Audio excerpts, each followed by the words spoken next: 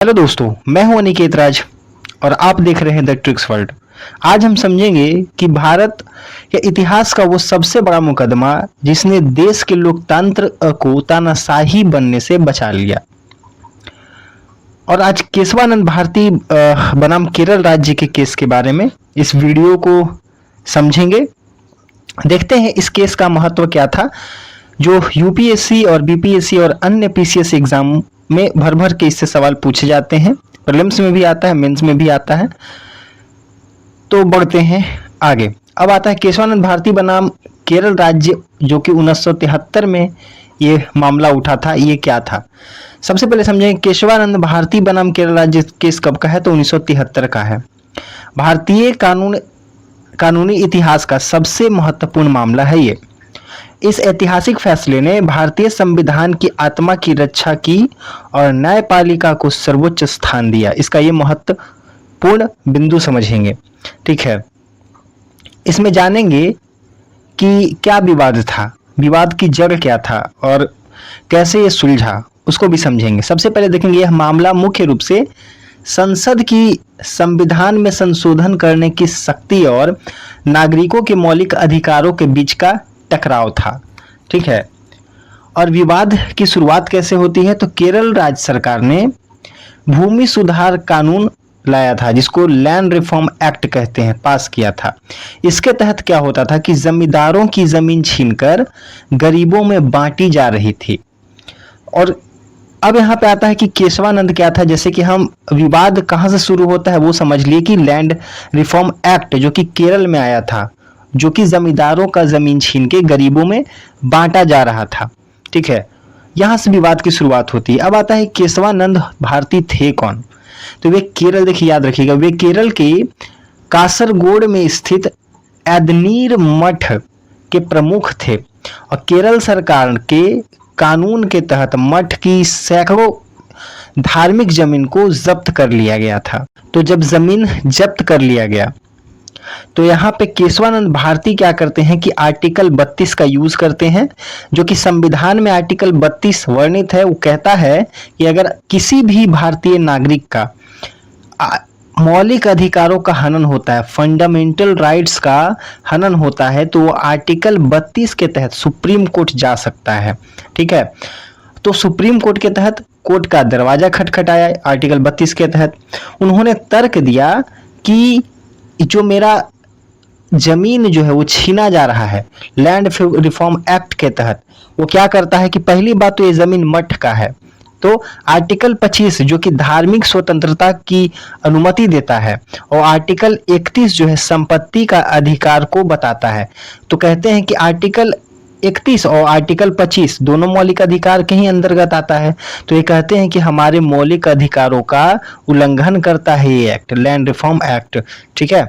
ये केस कहाँ चला जाता है, सुप्रीम कोर्ट में चला जाता है। अब यहाँ पे बात आता है कि संसद बनाम न्यायपालिका की जंग यहाँ पे शुरू होती है, क्योंकि ये संशोधन कहाँ हुआ था, तो संसद ही किए थे।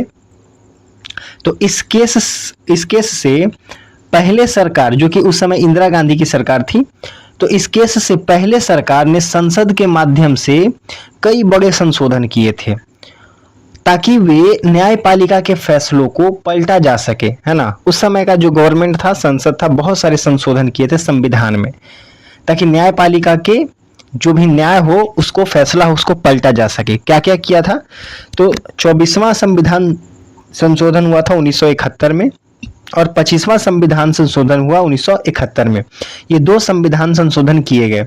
इसमें 24वां में क्या था कि संसद ने कानून बनाकर कहा कि संविधान के किसी भी हिस्से में, यहाँ तक कि मौलिक अधिकार में भी जो संसद है वो संशोधन कर सकती है। ये संसद के पास पावर है।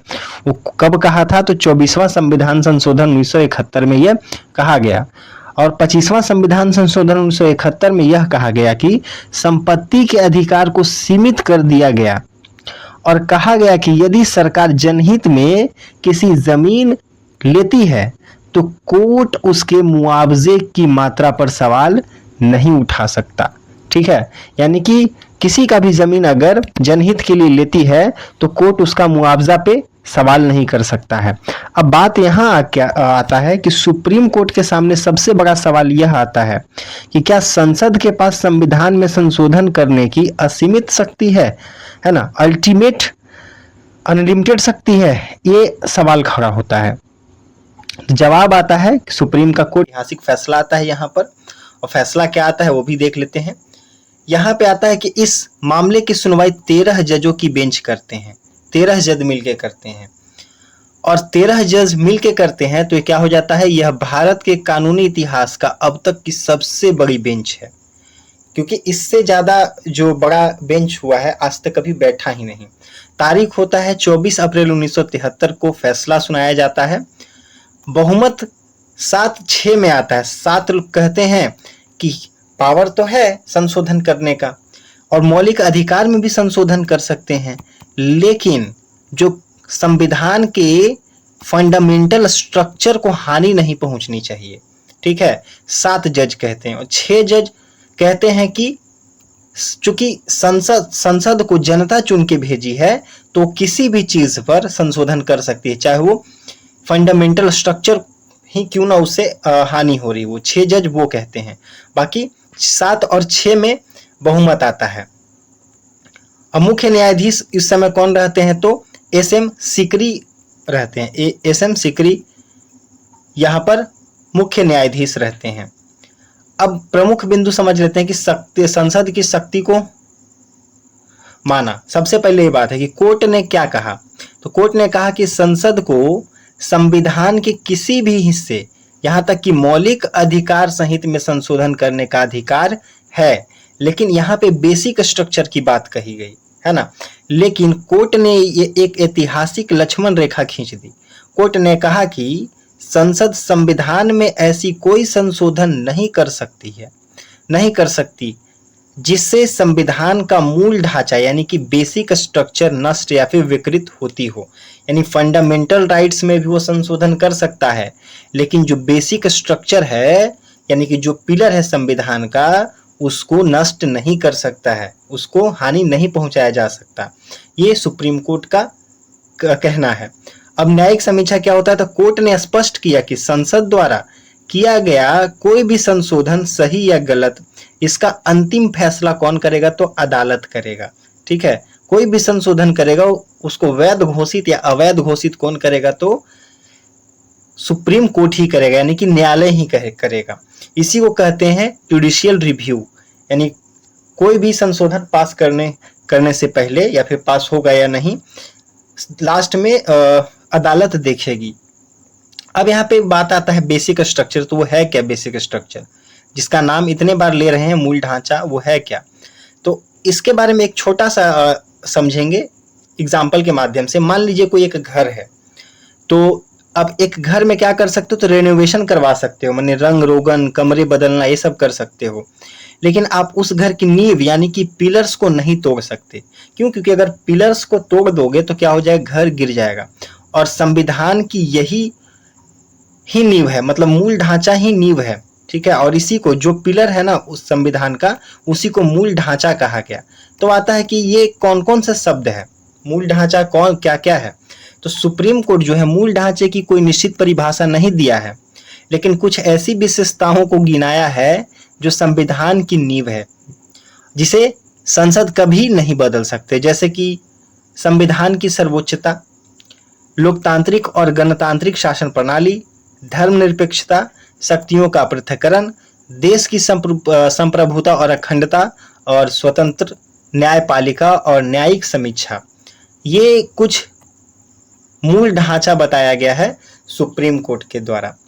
और सुप्रीम कोर्ट कहता है कि जब जब मौका आएगा तब हम बताएंगे कि कौन सा चीज जो है वो मूल ढांचे के अंतर्गत आता है, यानी बेसिक स्ट्रक्चर के अंतर्गत आता है। ऐसा कोई परिभाषा नहीं दिया गया है सुप्रीम कोर्ट के द्वारा